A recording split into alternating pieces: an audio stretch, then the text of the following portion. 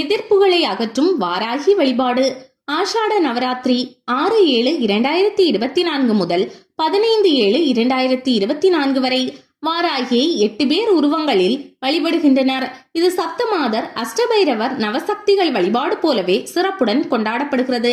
இதில் நடுவில் மகா வாராகியையும் சுற்றியுள்ள 7 தலங்களில் உன்மத்த வாராகி, லகு வாராகி, ஆதி வாராகி, மகிஷாரூட வாராகி, சிம்ஹாரூட வாராகி, அஸ்வாரூட வாராகி, சொப்பன வாராகி ஆகிய வாராகியின் 7 மூத்தங்களையும் அமைத்து வழிபடுகின்றனர்.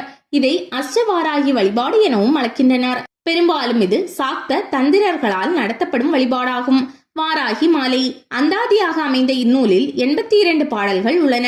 100 பாடல்கள் இருந்திருக்க வேண்டும் என்றும் அவற்றில் மறைந்தது போக 82 பாக்களே கிடைத்ததாகவும் அறிஞர்கள் கூறுகின்றனர். இதன் முதற் பாடலில் 9 ரத்தினங்களின் பெயர்கள் இடம்பெற்றுள்ளதை காண்கிறோம். 2 குலைகள், கோமளம், புஷ்பராகம் போன்ற திருவடிகள், குருவிந்தமணி நீலம் போல் கண்கள், கோமேதகம் போன்ற கரங்கள், வைரம் பாய்ந்த நகங்கள், முத்துப்பல் பிரகாசிக்கும் புன்னகை, பவளம் போல் சிவந்த உதடுகள், மரகத கொடி போல் திலகம் அணிந்தவள் என்று நவரத்னமயமாக இவளது மேனி விளங்குவதை இந்நூலின் முதற் பாடல் குறிக்கிறது. இறுதி பாடல் அவளை சிவஞான போதகி, கபாலினி, திகம்பரி, அகோரி என சிவம் என்னும் செம்பொருள் சேர்ந்தவளாக கூறுகிறது. அனந்த வாராகி பயிர் தொழிலை காக்கும் தெய்வங்களில் நாகதேவர்கள் முக்கியமான இடத்தை பெறுகின்றனர். பூமியின் அடியில் வாழும் நாதர்கள் பூமியின் புதல்வர்கள், மண்ணை செழிக்க செய்பவர்கள். நாகர்களின் மன்னனாகவும் சிவபெருமானுக்கு அணுக்க தொண்டராகவும் இருப்பவர் அனந்தன் என்னும் பாம்பரசன் ஆவார். இவர் அனைத்து தெய்வங்களுடன் தொடர்புள்ள மகாநாகன் ஆவார். இவருடைய அம்சமாகவே வாராகி தோன்றினார் என்று கூறுகின்றனர். இதையொட்டி வாராகியை அனந்த வாராகி என்றும் அழைக்கின்றனர். பாம்பு படம் குடிபிடித்து வீற்றிருக்கும் அனந்த வாராகியை சாக்த தந்திரத்தினர் சிறப்புடன் வழிபடுகின்றனர். சமண சமயத்தில் வாராகி. சமண சமயத்தில் வாராகி வழிபாடு சிறப்பான இடத்தை பெற்றுள்ளது. தென்னக ஜைன சேத்திரமான திருமலையில் பஞ்ச யஷியருக்கான பெரிய ஆலயம் அமைக்கப்பட்டுள்ளது. இதில் 50 யஷிகள் அமைக்கப்பட்டுள்ளனர். ஆலயத்தில் நெடிய வடிவில் அமைந்துள்ள இந்த யஷிகள் பெரும் சிறப்பு பெற்றுள்ளனர். இதில் உள்ள வாராகி பெருஞ்சக்தியும் வரபலமும் தரும் தெய்வமாக கொண்டாடப்படுகிறார். ஞானிகள் போற்றும் வாராகி. வாராகி மிகுந்த பலம் கொண்டவள், எதிரிகளை அழிப்பவள், அகப்பகையையும் புறப்பகையையும் வென்றளிப்பவள். ஞானிகள் தம் உள்ளத்தில் தோன்றும் அகங்காரம் என்னும் செடிக்கு வேறாக உள்ள அகந்தை கிழங்கை தோண்டி அழித்து ஞானத்தை செழிக்க செய்கிறாள் என்கின்றனர். இதுபோன்று வாராகியை பல்வேறு நிலைகளில் அன்பர்கள் வழிபடுகின்றனர். சிவவாராகி, விஷ்ணு வாராகி. வாராகியின் வடிவம் பூமியின் அம்சமாகும்.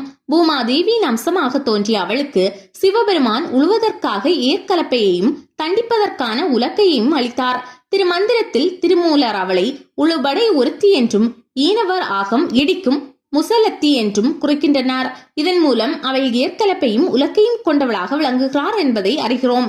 சிவாலயங்களில் அமைந்துள்ள அனைத்து வாராகி திருவுருவங்களும் ஏறும் உலக்கையும் கொண்டதாகவே அமைக்கப்பட்டுள்ளன. சிலர் வாராகி என்றதும் விஷ்ணுவின் 3வது அவதாரமான வராக, அதாவது பன்றி அவதாரத்தின் பெண் அம்சம் என்றே கொண்டனர். அதையொட்டி வாராகியை சங்கு சக்கரம் ஏந்தியவளாக அமைத்தனர். இதனால் சில இடங்களில் வாராகி சங்கு சக்கரத்துடன் விஷ்ணு வாராகியாக காட்சி தருகிறார்.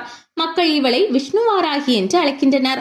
அன்பர்கள் துர்க்கையை சிவதுர்க்கை, விஷ்ணு துர்க்கை என்று கொண்டாடுவதைப் போல வாராகியையும் சிவவாராகி என்றும் விஷ்ணு வாராகி என்றும் அழைத்து வழிபடுகின்றனர்.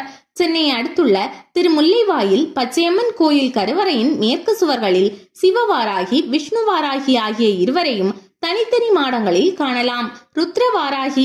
ரௌத்ரம் என்பதற்கு அடங்காத ஆத்திரம் என்பது பொருள். ஆத்திரமும் அதனால் உண்டாகும் கோபமும் நிறைந்தவள் ருத்திரன் எனப்படுகிறான். அதே போன்று கோபவாசம் கொண்ட வாராகி ரௌத்ர வாராகி என்று அழைக்கப்படுகிறாள். அவளையே ருத்ரவாராகி என்கிறோம். இவள் சிவவாராகி போல் ஏற்கலப்பை தண்டமோ அன்றி விஷ்ணு வாராகி போல் சங்கு சக்கரமோ ஏந்தாமல் வாள், கேடயம், சூலம், கபாலம் ஏந்துகிறாள். பூத வாகனத்தில் பவனி வருகிறாள். இவளை வழிபடுவதால் பகைவர் நாசம் அடைவர். மனதில் உறுதி உண்டாகும். எடுத்த காரியங்களில் வெற்றி உண்டாகும்.